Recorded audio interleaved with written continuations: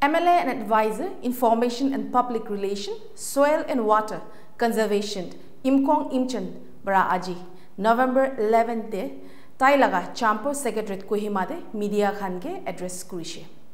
Imchen Bara Tai laga opode Defection kuri thaga laga arup lagai kine thaga opor. Koishe ki house laga membership de resign kura piche de he BJP ticket nimite apply kura laga ase. Imchen koishe central de BJP sarkar logote rishta bhal banai gine rakhile naga manu nimite faida hobo. Details sai sabo.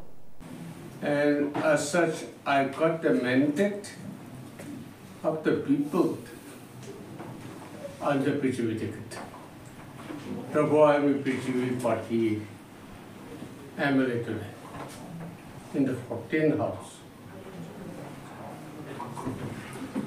Therefore, I thought it imperative on my part to clarify the legal position in the context of defection. I want to clarify that there was no such defection that I took place from 13th to 14th house.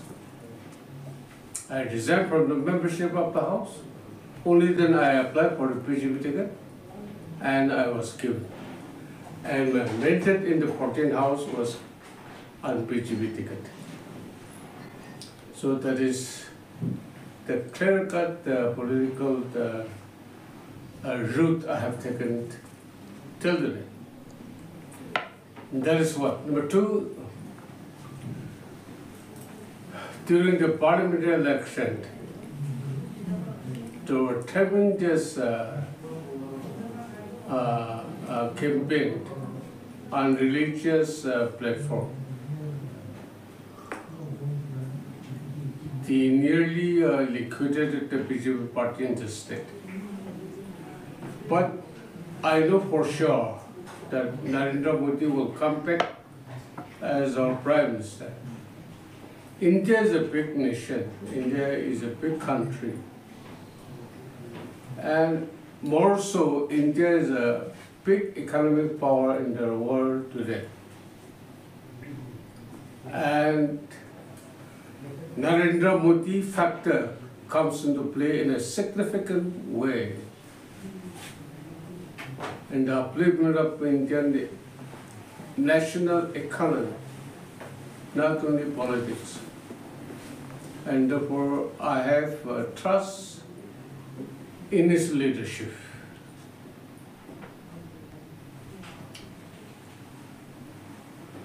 There were social media or print media or fourth estate leadership campaign against the BJP across the nation, particularly here in our state, Nagaland. And therefore, we could not muster expected people's vote, even though BJP was never contested that parliamentary election in Nagaland. We rather endorsed and supported the NDPP candidate because we are having a college in common with them. And BJP party as such, we are strong in our commitment. And we don't betray our allied partners under any given circumstances. History will prove. So that is the thing. And even presently also, we are having 37 out of 60. And we have the absolute majority in the House. Perhaps other parties are also supporting the government, making it oppositionless government. But the other parties, 7 in the government, only NDPP and BJP are the parties 7 in the government. But the remaining members of party are not opposed to the present government. So we call it oppositionless government. The Bharatiya Janata Party as such, we have done a lot of things for Naga people, especially on the political and economic front to the people of Nagaland.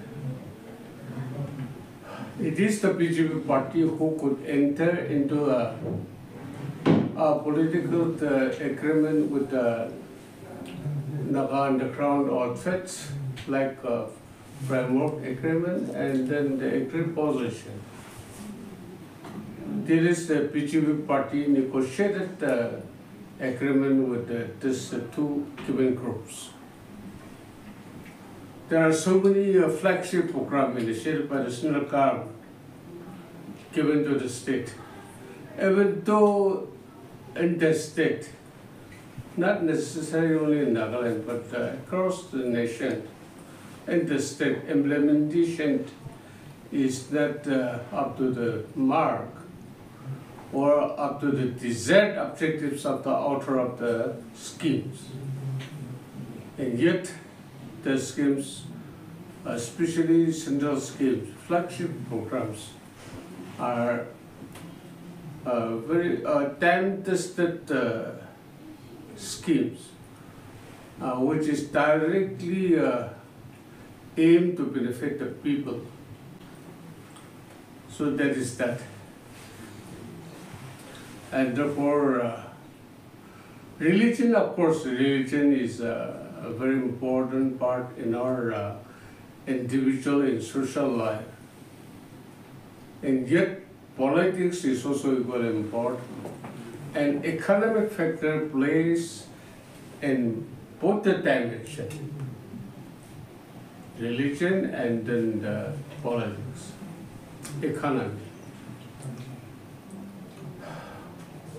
Successive budget presentation, even though our state-owned resources are very limited, the negotiating team for talking about breaking up a ceasefire if the settlement could not be arrived at. I don't subscribe to the idea of breaking down of the ceasefire. To me, proper negotiation, flexible negotiation, give and take negotiation should be our policy approach on the negotiating table, but not threatening each other. Threatening doesn't work to the expected goal in any of the human interaction.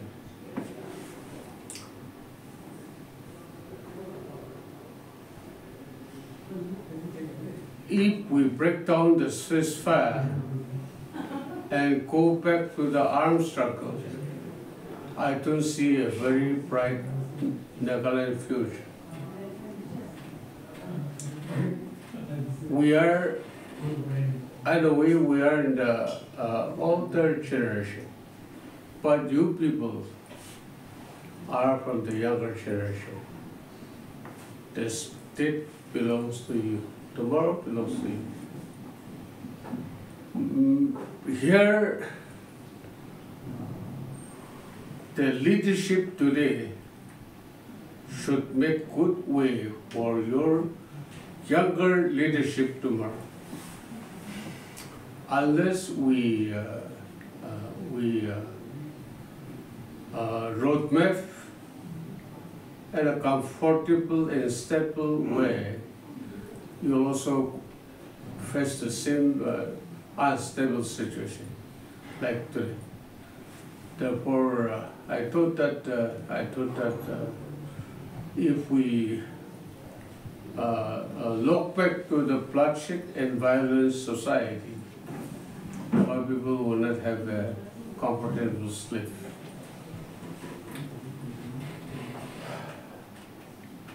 The negotiation which is being conducted over the last nearly around the 3 decades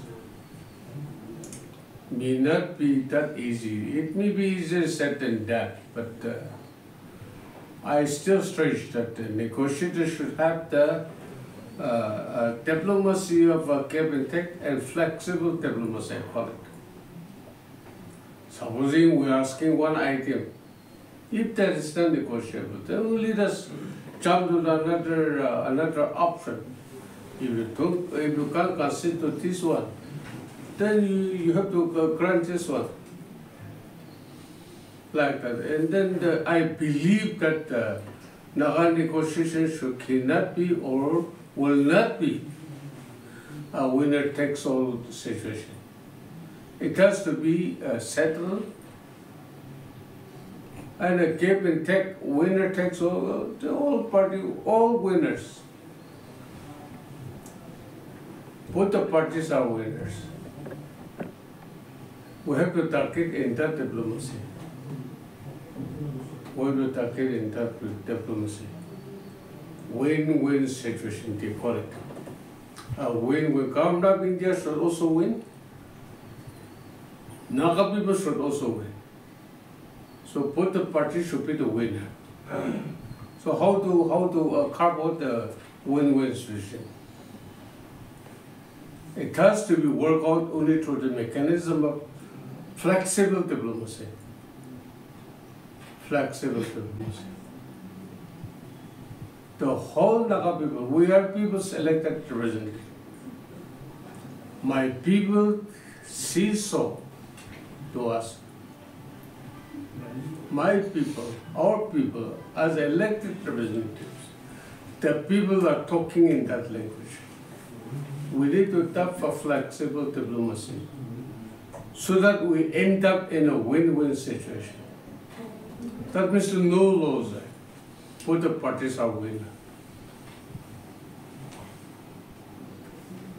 That strategy will work for the benefit of the Naga people as well as for the government of India.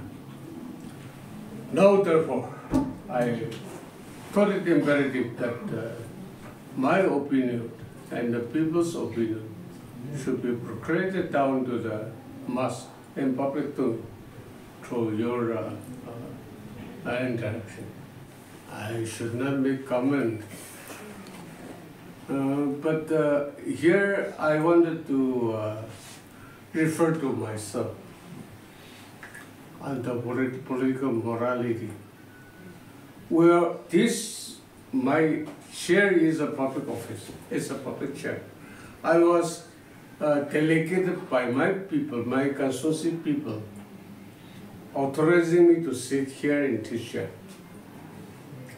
So my guarantee to sit in this chair is with the mandate of my people. I used to talk like this. We are, in a way, we are worse than a work church. We are authorized only for 5 years by the people. And even if within that 5 years, if we misbehave, then your house will be dissolved and then go back to renew your license of that 5 years. For another 5 years, you want to renew your license.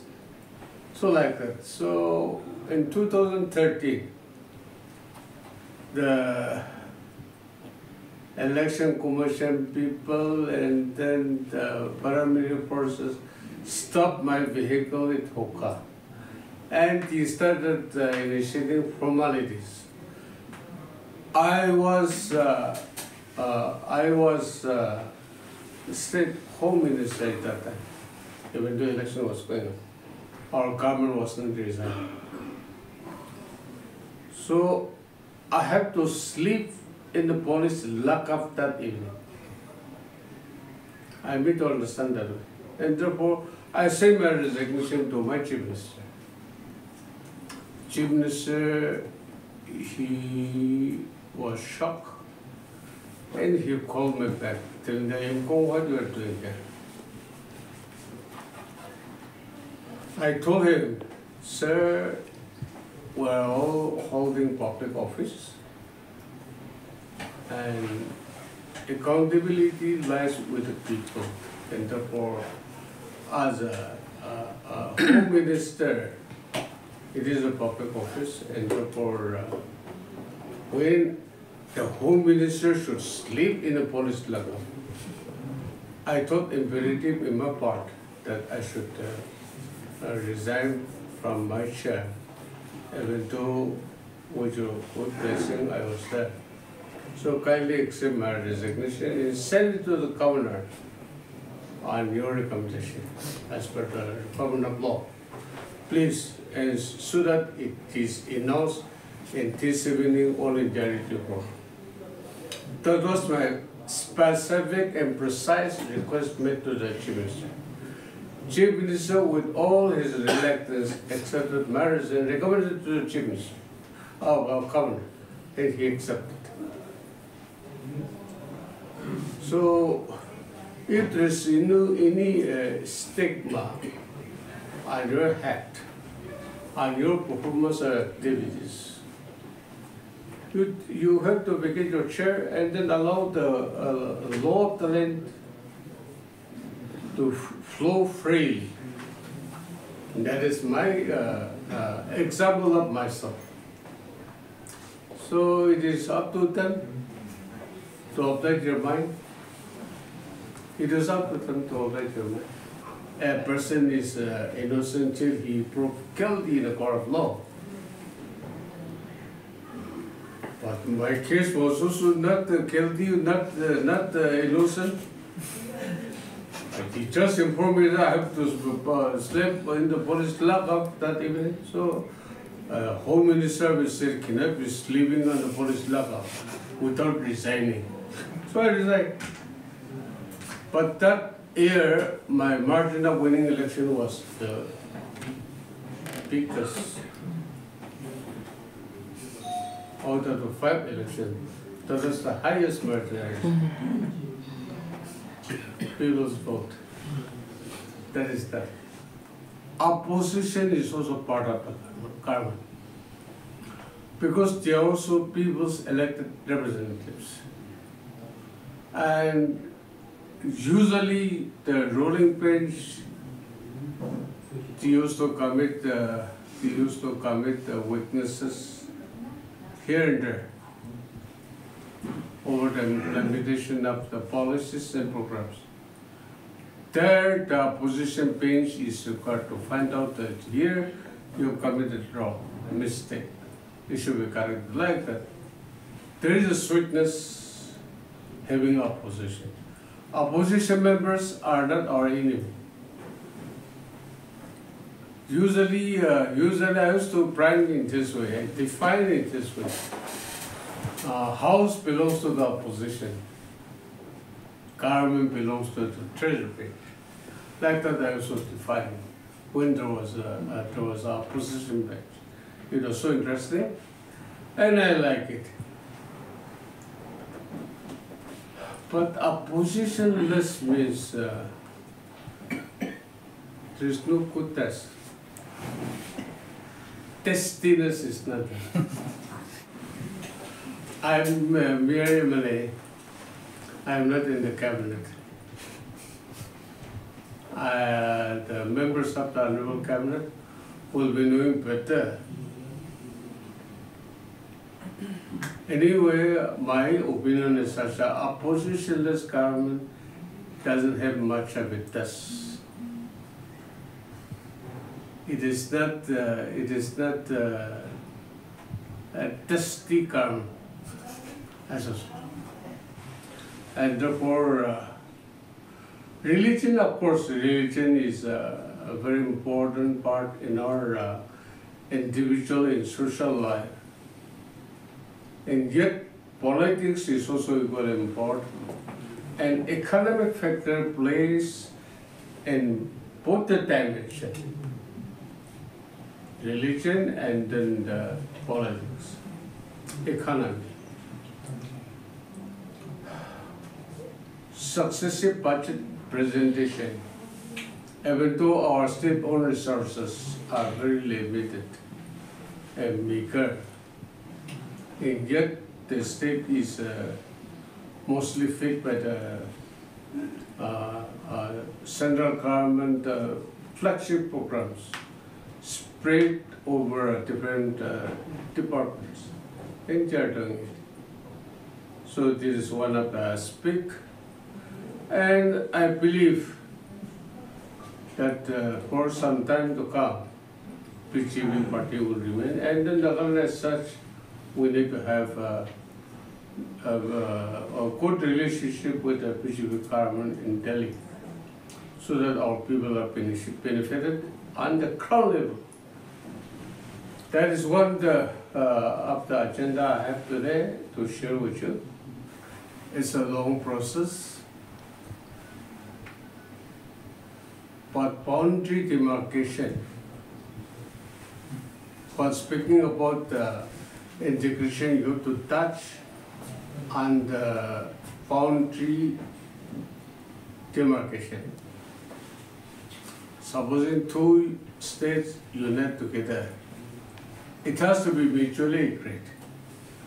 In short, in simple language, both the states should agree. Parliament, we like to initiate. Parliament is government of India. I said that all the military atrocities committed against the Nagas were during the Congress rule. During the Congress rule, all these military atrocities against the Naga people were committed. I read it even today. At that time also, Naga political issue was there. At that time, you were in touch with the political groups, but no agreement as such was made during that long period. Of course, if we go back to the 60s, that is brigaded in a different dimension. But after 70s to 2000, it was more or less a Congress role. Small break was there. But during such a long years, no agreement as such was made. But during this Janata Party short road, Modi, he has entered into agreement with the NSNI,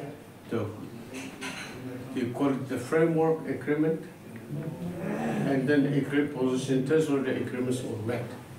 Now, if a two-party made a certain agreement or negotiated a resolution, both the parties should try to come to a conclusion. Equally, both the parties should have equally responsible to harness and then to save the agreement. It should not be reached only with one party. So here, if we have to introspect our own Naga position, are we cooperating with the government of India while negotiating the Naga issue? What were your agenda in the negotiating table?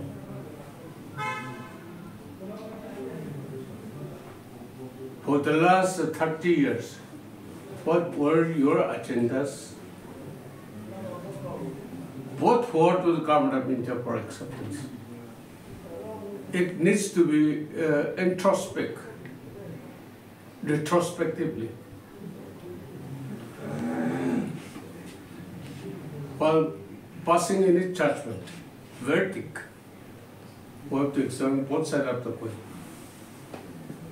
So the wrong may be with us or with them, unless we examine carefully, we will not know. And therefore, here Naga people has a stake for political liberty.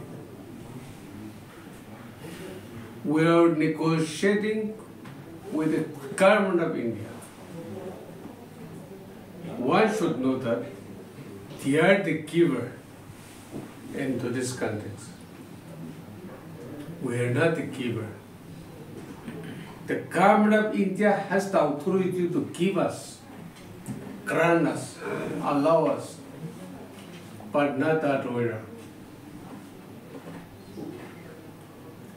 And I foresee a very little chance of third-party intervention here.